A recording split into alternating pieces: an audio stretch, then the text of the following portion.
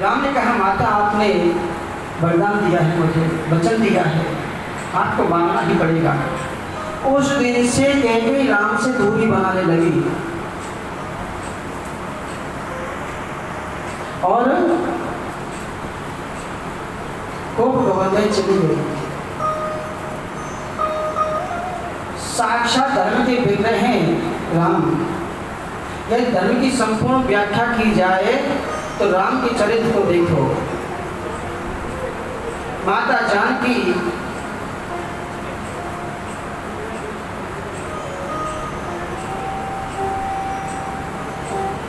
सौतेली मां के वचन से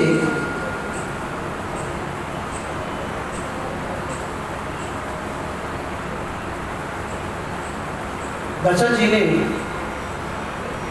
जब मना किया कि नहीं नहीं ऐसा वरदान मत मांगो, कैकेयी वरदान मांग लिए, तो राम जी सीता जी को साथ में लेकर के जाने लगे तो लक्ष्मण जी भी साथ में चल दिए। राम की याद करते करते दशरथ जी का प्राण हो गया। राम राम कहे राम कहे, राम राम कहे राम, तन कर पर हर रघुवर विरह, राव गयो सुरधाम। राम राम कहते दशरथ जी ने अपने पांच भौतिक शरीर का त्याग कर दिया। देवराज इंद्र के आगे सिंहासन पर श्री दशरथ राज विराजमान हो गए। भरत ने जब नाना के यहाँ पिता का मरण सुना तो वापस आए और अपनी माता से कटु वचन बोले। कौशल्या ने बहुत समझाया। कौशल्या ने भरत को अंक में भर लिया कि मेरा भरत ऐसा कभी नहीं कह सकता। एक बार ब्रह्मा की सृष्टि में दो विचित्र पात्र हैं, एक है भरत जी और दूसरी है मंथरा। भरत जी के जीवन में चरित्र में एक भी दोष नहीं है और मंथरा के जीवन में एक भी क्या नहीं है, गुण नहीं है, एक भी गुण नहीं है। मंथरा एक अद्भुत ऐसा पात्र है जिसके एक भी गुण नहीं है। अबाल बच्चे बूढ़े सब पिता का संस्कार होने के बाद राम का दर्शन करने के लिए गए। भरतलाल भी गए। जब शोक सभा होती है ना तो भरतलाल ने राम जी से पूछा, मैं आपको ले जाने नहीं आया हूँ, पर एक बात आप बताओ, माता ने पिताश्री से दो वरदान मांगे, कौन कौन से मांगे? राम जी ने कहा कि पहला वरदान ये मांगा कि भरत को राजगद्दी और दूसरे में राम को 14 वर्ष का वनवास। तो भरत जी ने कहा जब पहला वचन पूरा नहीं हुआ तो आपने दूसरा वचन पहले पूरा क्यों किया? आपको तो पहले वचन पूरा करना चाहिए था। मैं राजा बना नहीं और वन में आ गए। राम जी ने कहा भरत, मैं जानता था कि तुझे अगर राजा बना दिया तो राजा बनते ही पहले संबोधन करता है, अपना भाषण देता है।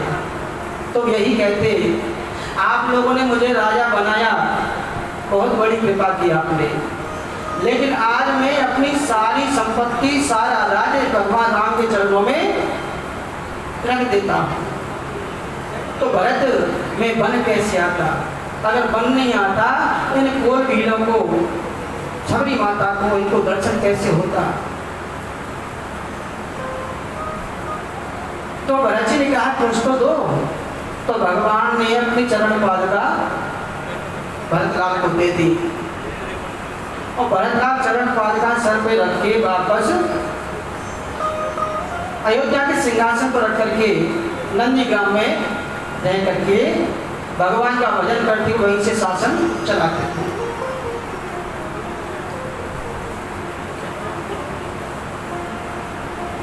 आचार्य सुखदेव जी कहती, राजन 14 वर्षों तक अयोध्या में किसी ने अपने पाँव में जूती नहीं पहनी,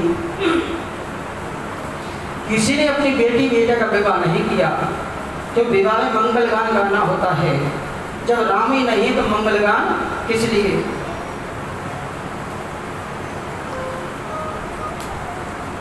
जो लकड़ी की पादुका थी वो भी भरतलाल ले आए। मेरे प्रभु राघवेंद्र अत्रि मुनि के आश्रम में गए। अनुसुईया जी ने सीता जी को उपदेश किया। उसके बाद सुतृष जी के आश्रम में गए।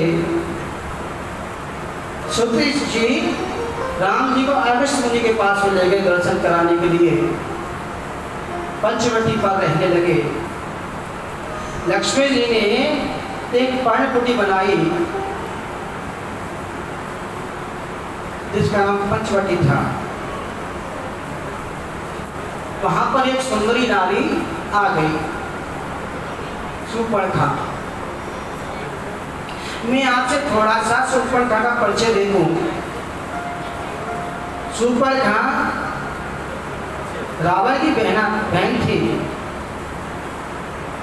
रावण के 2 माताएं थीं। बड़ी माता के पुत्र हैं कुबेर, जो कैलाश पर्वत पर रहते हैं, जिनका बगीचा सुंदर है। रावण की दूसरी माता जी के 3 पुत्र हैं और एक पुत्री है। सबसे बड़े पुत्र का रावण नाम है, फिर कुंभकर्ण और विभीषण। बेटी शूर्पणखा। शूर्पणखा ने दूर से राम जी को देखा और वेश बदल करके सुंदरी नारी बन करके राम जी के पास में गई कि आप हमसे विवाह कर लीजिए। रामचंद्र ने कहा, देवी मैं तो पराई स्त्री को माता के समान मानता हूँ। आप ऐसा करिए, ये कुमार हैं, इनके पास में चले जाइए। लक्ष्मण जी के पास में गई कि आप हमसे विवाह कर लीजिए। लक्ष्मण जी ने कहा कि मैं तो इनका दास हूँ, अगर मुझसे शादी करेगी तो इनकी दासी बनना पड़ेगा। जाओ। ये राजा दशरथ जी के पुत्र हैं। दशरथ जी के पुत्र क्यों कहा? क्योंकि जब दशरथ जी 3 विवाह कर सकते हैं तो ये तो 2 तो कर ही सकते हैं। तब राम जी के पास में राम जी ने मना किया कि मेरी तो पत्नी है। अब शूर्पणखा ने कहा कि पहले इसी को ही नाश्ता कर लेती हूँ। अब जैसे सीता जी खाने के लिए दौड़ी, लक्ष्मण जी ने उसे नाक कान काट दिया। शूर्पणखा गई रावण के पास। तो रावण से कहा कि तुम्हारी बहन के नाक कान काट दिए सो बनवासी ने। उसकी पत्नी बहुत सुंदरी है, तुम उनके साथ विवाह कर लो तो तुम्हारा और भी वैभव बढ़ेगा। रावण आया, मारीची को सोने का मृग बनने के लिए विवश किया और खुद साधु बनकर के आया। सीता जी ने हिरण को देखा, उसके रूप पर मोहित हो गई। राम जी से कहा कि आप इसको ले आइए। राम जी उसके पीछे गए और जैसे ही राम जी ने बाण मारा, मारी से चिल्लाया, लक्ष्मण बचाओ, लक्ष्मण बचाओ। सीता ने सुना तो लक्ष्मण को भेजा। लक्ष्मण जी ने एक रेखा खींची कि माता इससे बाहर आप जाना मत। रावण साधु बनकर के आया और जैसे ही अंदर जाने लगा तो अग्नि जल गई। सीता को बाहर आने कहा। सीता जी बाहर आई और उसका हरण करके रावण ले जा रहा है।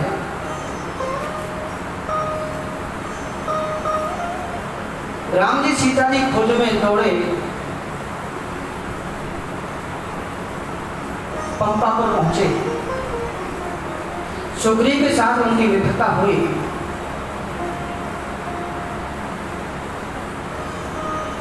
भगवान ने बलि का वध किया, सुग्रीव को राजा बनाया।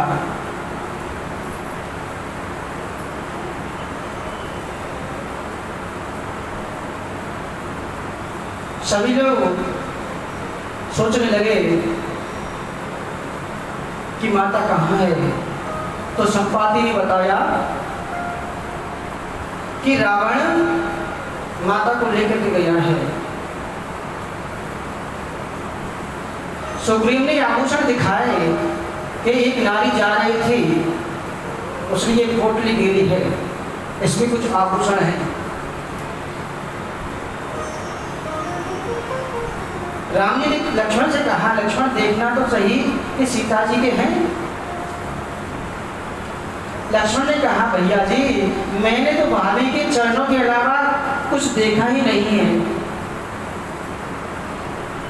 मैं तो केवल नूपुर को पहचानता हूँ, ये नूपुर मेरी माता के हैं। हनुमान जी बैठे हुए थे, सब बैठे हुए थे। जामवंत जी ने हनुमान जी को उनकी बल को याद दिलाया। हनुमान जी गए, लंका में लंकिनी को मारा, माता सीता से मुद्रिका लेकर के वापस आए।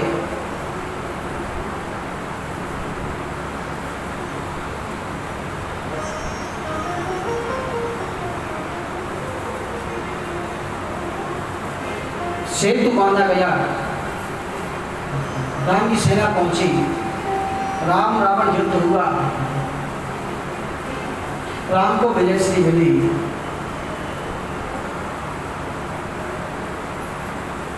विभीषण को राज्य देकर के राम जी आज अयोध्या वापस आ रहे हैं विमान में बैठ करके।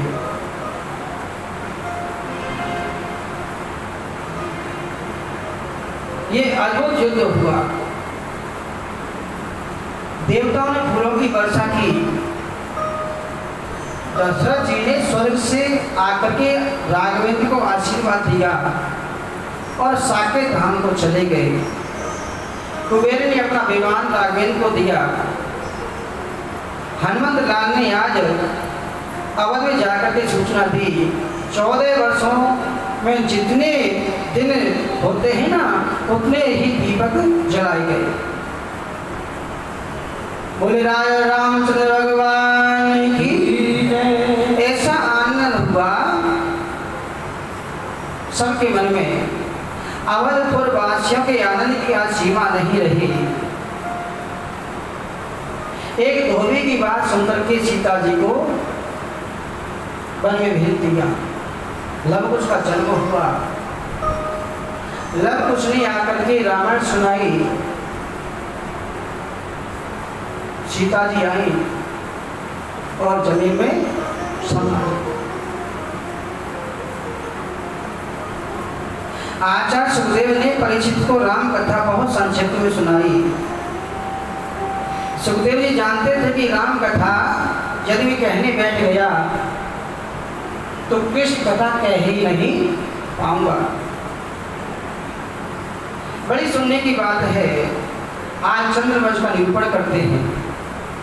आचार्य सुखदेव जी कहते हैं कृष्ण चरित्र की भूमिका का वर्णन करते हैं।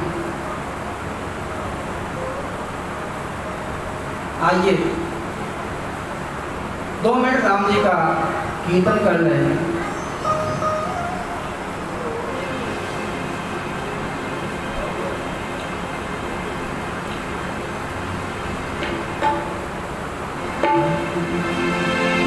राम राम लेते रहो,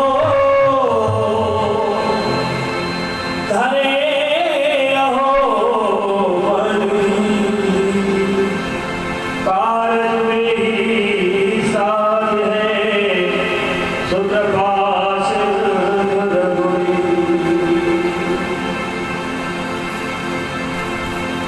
तुलसियापति रामचंद्र भगवान की जय।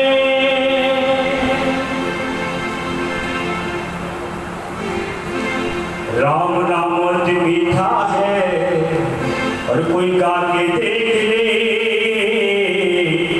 राम नाम अति मीठा है, कोई गा के देख ले, आ जाते हैं राम, कोई बुला के देख ले, आ जाते हैं राम, कोई बुला के देख ले, राम नाम अति मीठा है, कोई गा के देख ले, राम नाम अति मीठा है, कोई गा के देख ले, आ जाते हैं राम, कोई बुला के देख ले।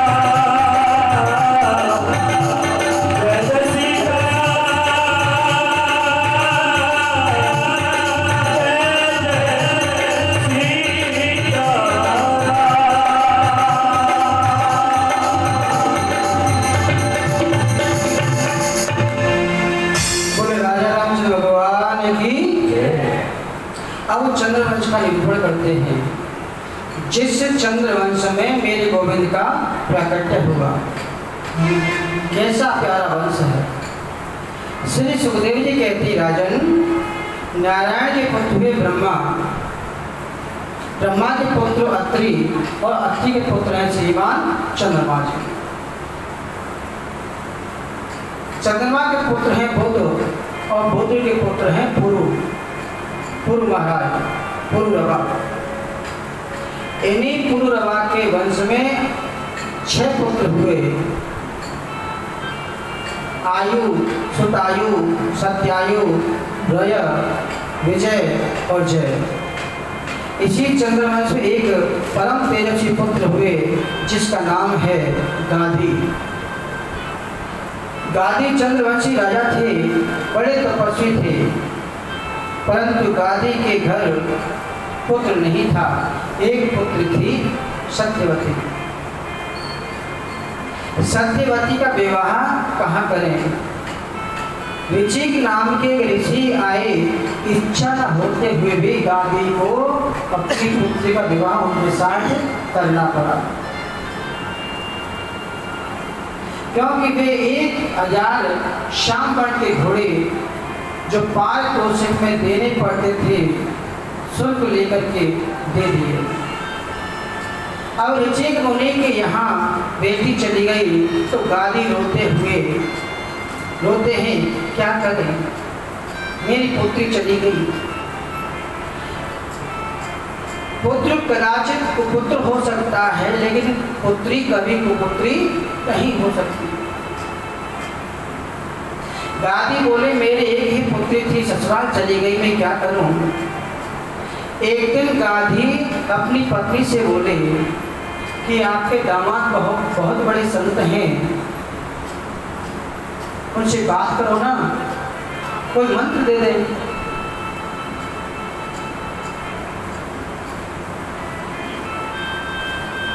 कोई औषधि दे दे जिससे हमें पुत्र प्राप्त हो। तो ऋचिक मुनि ने 2 प्रकार की औषधि बनाई। एक औषधि जलयुक्त सासू जी के लिए और एक अपनी पत्नी के लिए। अब यहाँ गलती हो गई, सासू जी वाली औषधि पत्नी ने खा ली और पत्नी वाली सासू जी ने खा ली, अदला बदली कर ली। इसीलिए सासू जी के जो पुत्र हुआ वो क्षत्रिय होने पर भी ब्राह्मण हो गया, जिसका नाम है विश्वामित्र। ऋचिक मुनि के यहाँ जो पुत्र हुआ उसका नाम है जमदग्नि। कौन नहीं जानता जमदग्नि का नाम। ऋषि जमदग्नि की पत्नी है रेणुका। उन्होंने 4 पुत्रों को जन्म दिया और उन 4 पुत्रों में सबसे बड़े परशुराम थे। परशुराम जी से उनके पिता ने कहा कि अपनी माता और अपने भाइयों का वध कर दो, मार दो इन्हें। परशुराम जानते थे अपने पिता के प्रताप को, अपनी माता का और भाइयों का वध कर दिया और पिताजी से कहकर के उनको वापस जिंदा करवा दिया। जमदग्नि ऋषि के आश्रम पर एक गाय है, उसका चरित्र पूरा कामधेनु जैसा है। गाय की सेवा तो जरूर करनी चाहिए। जमदग्नि के आश्रम में जो गाय है, उस गाय की सेवा का प्रताप क्या है। यदि 50,000 लोग भी आ जाएं तो उनका भोजन की व्यवस्था कर देती थी।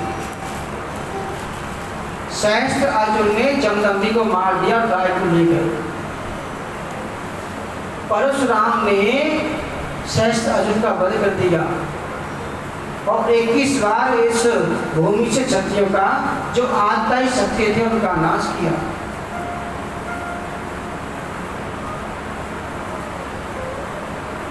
राजा से विमुक्त कर दिया। लेकिन उधर गाधी मुनि के पुत्र जो विश्वामित्र हैं, उनके 100 पुत्र हैं। इसी वंश में आगे चलकर के एक राजा हुए जिनका नाम है नहुष। नहुस महाराज के 6 पुत्र हैं, याति, ययाति, सरयाति, आयति, वियति और प्रति।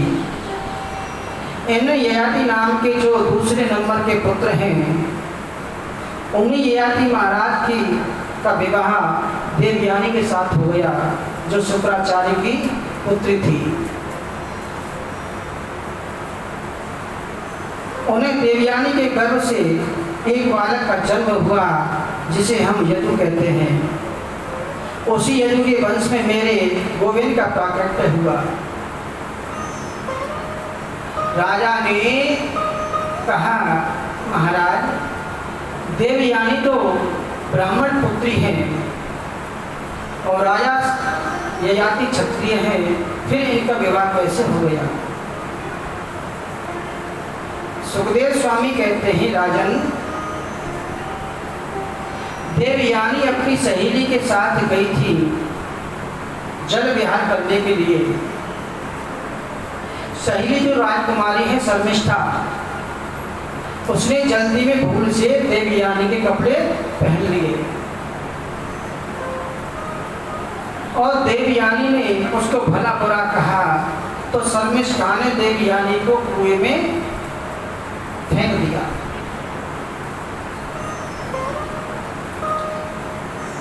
शिकार खेलने के लिए ये राजा ययाति वहां से गुजरे तो कुएं से चीख पुकार सुनकर के देवयानी को बाहर निकाल लिया और गंधर्व रीति से उसके साथ विवाह कर लिया।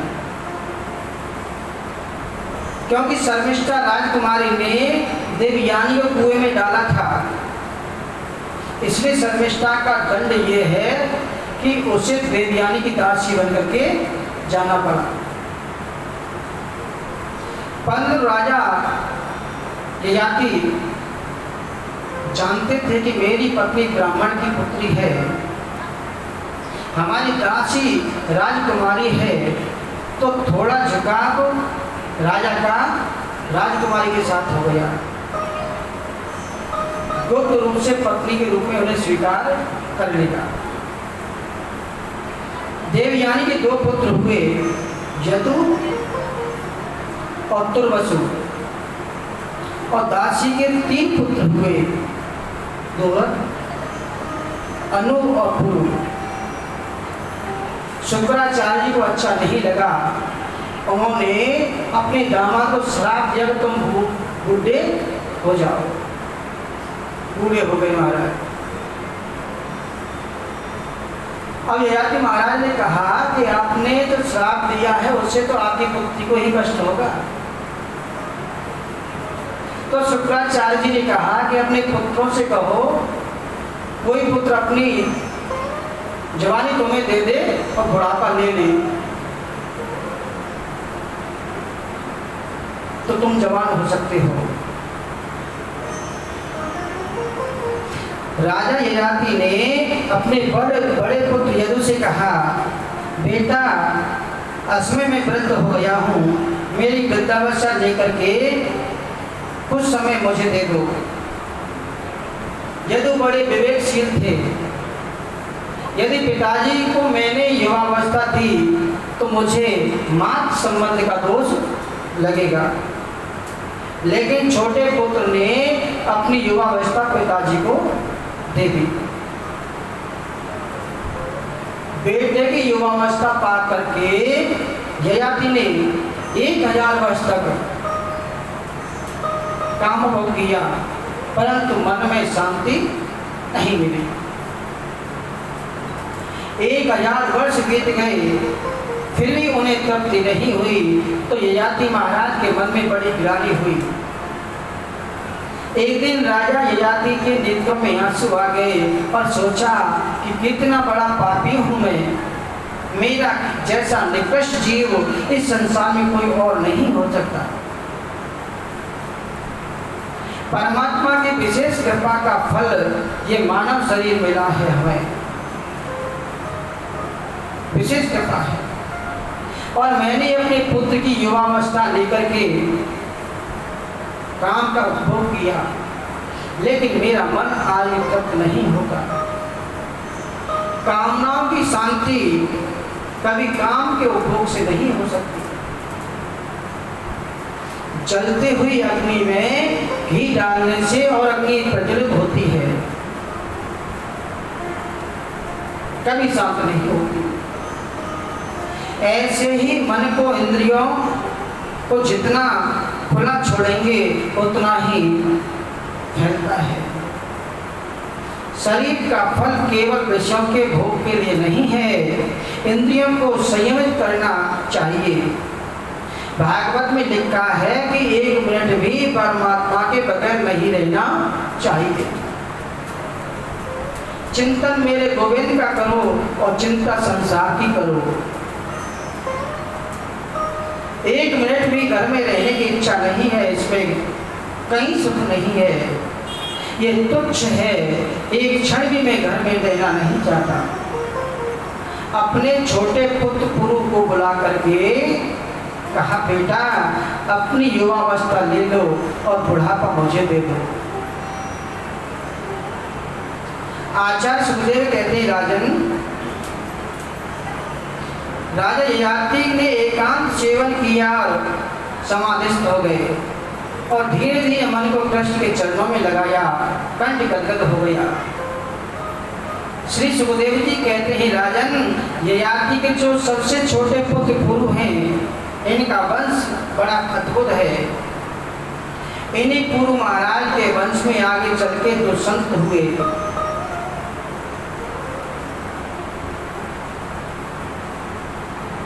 इनका वंश बड़ा अद्भुत है। करुणा के सागर हैं दुष्यंत, इनकी पत्नी का नाम है शकुंतला। ये परम पवित्र बालक को जन्म दिया जिसका नाम भरत रखा गया। इन्हीं भरत महाराज के वंश में जाकर के आगे रंगदेव महाराज हुए। एक बात आपसे कहूं, अपना पेट तो सभी भरते हैं, लेकिन जो जीना तो उसी का जीना है जो 10 का पेट भर करके अपना पेट भरे। करुणा जिनके जीवन में है वही मानव सार्थक जीवन जी रहा है। चंद्रवंश में विचित्र राजा है रंतिदेव, ऐसा यशस्वी राजा और दूसरा चंद्रवंश में नहीं हुआ। पूर्व राजाओं के किए गए पाप का परिणाम ये हुआ कि रंतिदेव महाराज की धरती सूख गई, अकाल पड़ गया, प्रजा भूखों मरने लगी। 12 वर्षों तक पानी नहीं बरसा, अब राजकोष खाली हो गया था। सुखदेव जी कहते हैं, राजन ऐसी परिस्थिति आ गई, एक दिन रंतिदेव के विशाल भंडार में 250 ग्राम चावल भी नहीं बचे थे। रंतिदेव ने अपनी पत्नी से कहा, आप इन्हीं को पका करके प्रभु का भोग लगाओ और पाओ। जैसे ही चावल पका करके भोग लगाने बैठे तो एक ब्राह्मण द्वार पर आ गया और बोला कि मैं कई दिन से भूखा हूँ, मुझे खाने के लिए दो। राजा ने कहा, मेरे राज में भूखा नहीं, आप भूखे मत रहिए महाराज, आइए। अपनी परोसी हुई थाली उनके सामने दे दी और पत्नी को इशारा करके कहा, आज पानी से ही काम चला लेगी। और अंततः पानी का भोग लगाने लगे, तभी एक चांडाल आ गया जिसके साथ 5 कुत्ते थे। चांडाल बोला, मैं भी प्यासा हूँ, मुझे भी पानी पिलाइए। पानी दे दिया चांडाल को, लेकिन कुत्ते जब जल पान करने लगे, चांडाल ने कुत्तों को पानी पिलाया। कुत्ते जब जलपान करने लगे तो रंतिदेव की आंखों में आंसू आ गए और रो पड़े।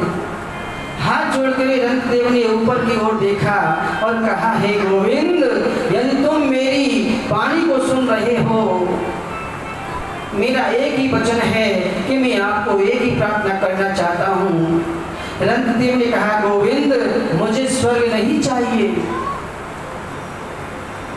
बैकुंठ जाने की मेरी बिल्कुल इच्छा नहीं है। मेरे मन में सारी सृष्टि का सम्राट बनने की भी इच्छा नहीं है। मैं तो केवल इतना चाहता हूँ कि संसार में जितने दुखी प्राणी हैं उनके हृदय में बैठ करके मैं पास करूँ, उनके दुख का अनुभव करूँ। वो समस्त संसार के लोगों का प्राप्त हो, वो दुख मुझे प्राप्त हो, और मेरी कोई कामना नहीं है। कोई तन दुखी, कोई मन दुखी, कोई धन रहित उदास, थोड़े थोड़े सब दुखी, सुखी राम के दास।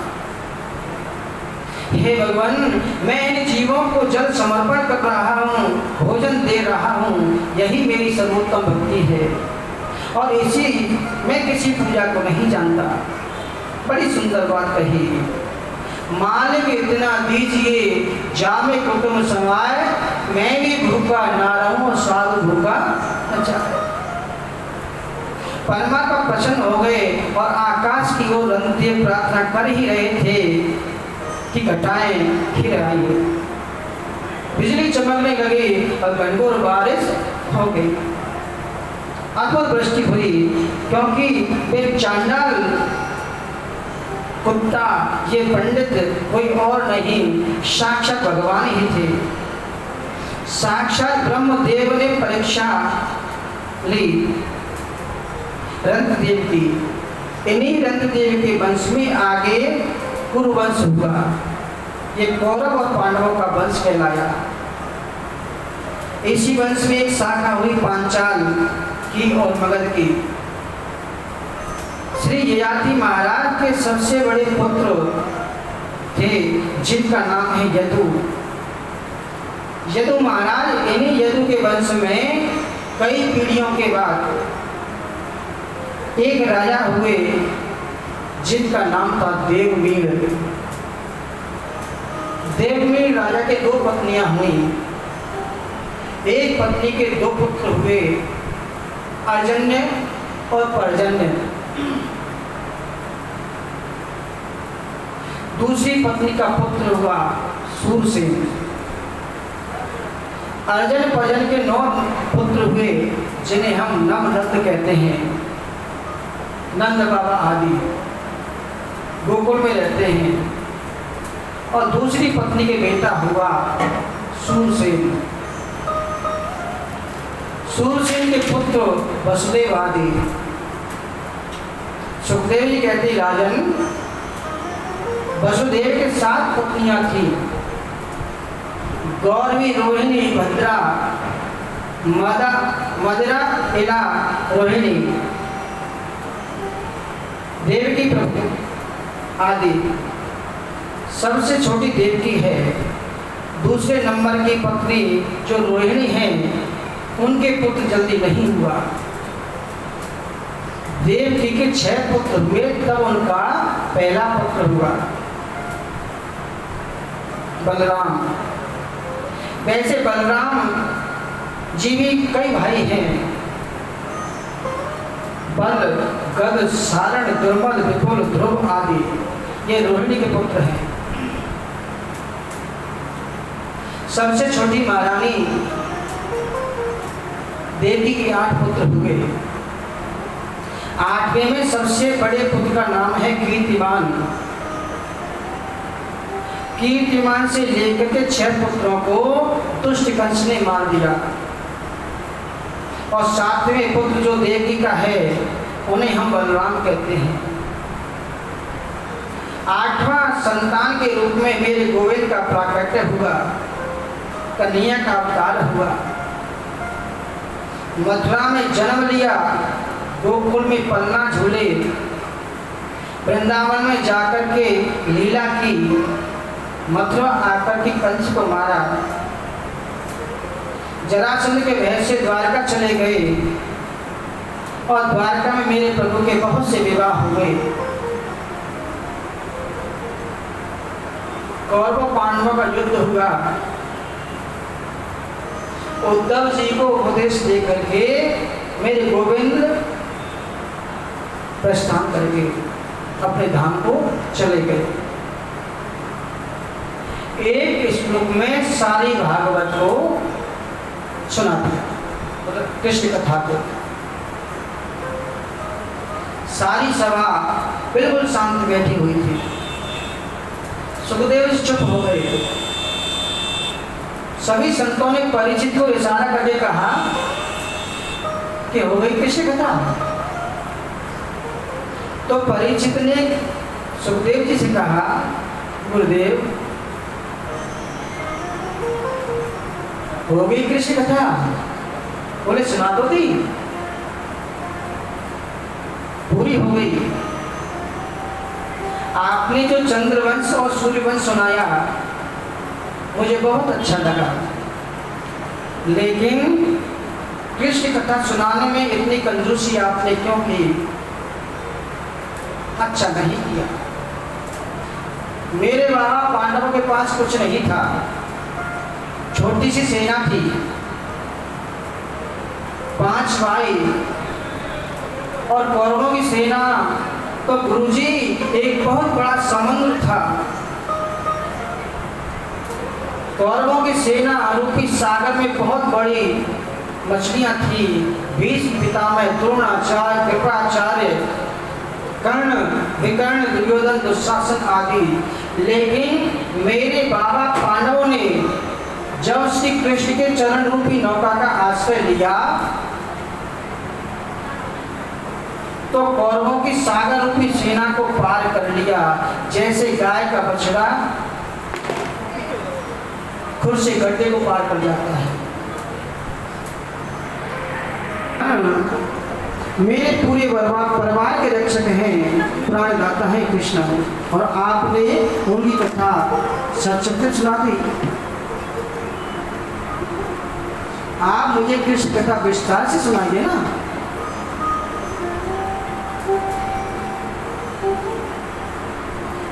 एक और बात,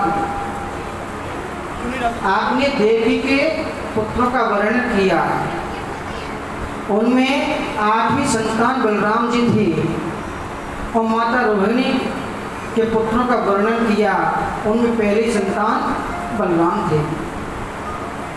मैं समझा नहीं है, ये 2 बलराम थे या एक ही बलराम थे? यदि एक ही बलराम हैं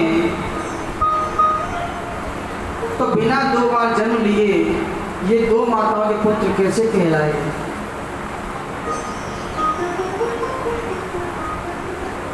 आप विस्तार से कहिए ना गुरुजी, कैसे मथुरा में अवतार लिया, प्रभु ने कैसी लीलाएं की, कैसे प्रभु की मंगलमय चरित्र हुए। आचार्य सुखदेव जी कहते, परीक्षित श्रोता तो मैंने बहुत देखे, फिर तुम्हारे जैसा श्रोता नहीं देखा। राजन, तुम कई दिन 4 दिन से कथा सुन रहे हो, तुम्हें भूख लगी होगी, प्यास लगी होगी, कुछ खा लो पी लो। तो परीक्षित ने कहा कि महाराज मुझे प्यास नहीं लगती, मुझे भूख नहीं लगती। ऐसा नहीं, मैंने भूख को जीत लिया है। जब रसगुल्ला जिसको खाने को मिल जाए तो गुड़ खा के मुंह चिपचिपा क्यों करे? आप कथा सुनाइए ना गुरुदेव।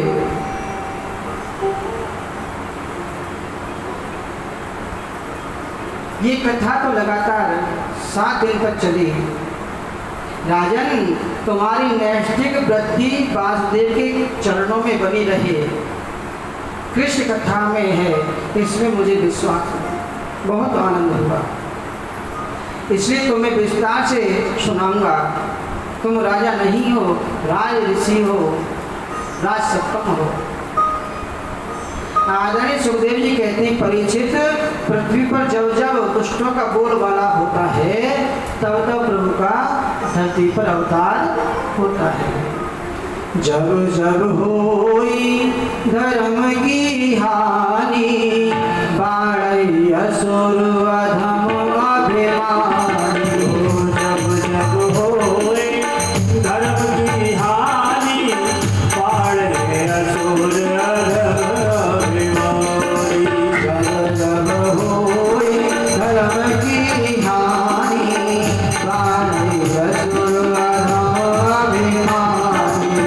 जब जब होए धर्म की हानि,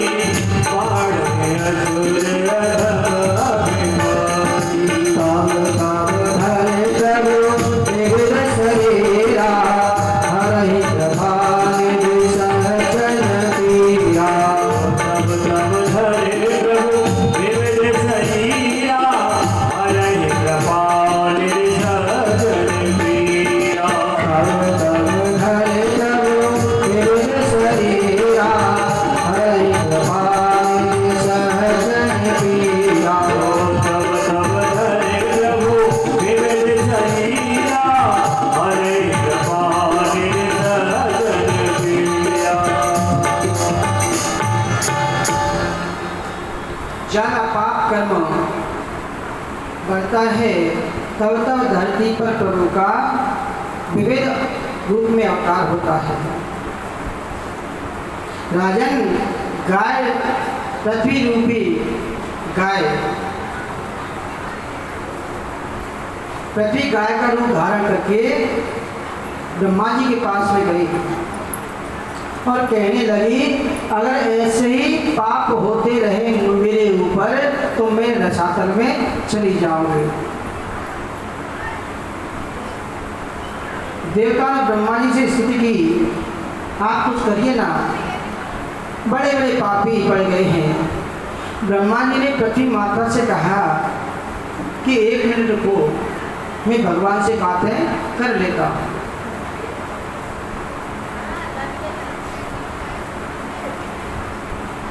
ब्रह्मा जी ने कहा कि मथुरा में वसुदेव नाम के राजा होंगे और वसुदेव जी की पत्नी देवकी के गर्भ से नारायण कृष्ण के रूप में अवतार लेकर के आएंगे। गोकुल में नंद जी की पत्नी है यशोदा। यशोदा जी की यहाँ परात्पर प्रभु की दिव्य चिन्मयी माया पुत्री के रूप में अवतार लेकर के आएंगे। हे माता पृथ्वी, आप सबके कष्ट की निवृत्ति होगी, मुझे ऐसा लगता है, लेकिन हमारा भी कोई कर्तव्य है। देवताओं ने कहा, बोले क्या? हम लोग भी भगवान के घर अवतार लेकर के चले। मथुरा के बड़े यशस्वी राजा हैं जिनका नाम है उग्रसेन। ऐसा वर्णन आता है कि उग्रसेन के कोई पुत्र नहीं था। बड़ी भारी तपस्या की, पुत्र काम में यज्ञ किया तो उग्रसेन की पत्नी गर्भवती हो गई। रात्रि को अपने बाग में टहल रही थी। द्रुमिल नाम के राक्षस की छाया उस बच्चे पर पड़ी। बच्चे का जन्म हुआ और ब्राह्मण के द्वारा कहा गया, ये बच्चा तुम्हारे वंश का नाश कर देगा। उग्रसेन ने लता पत्ता में लपेट करके डलिया में रखे बालक को यमुना जी में बहा दिया।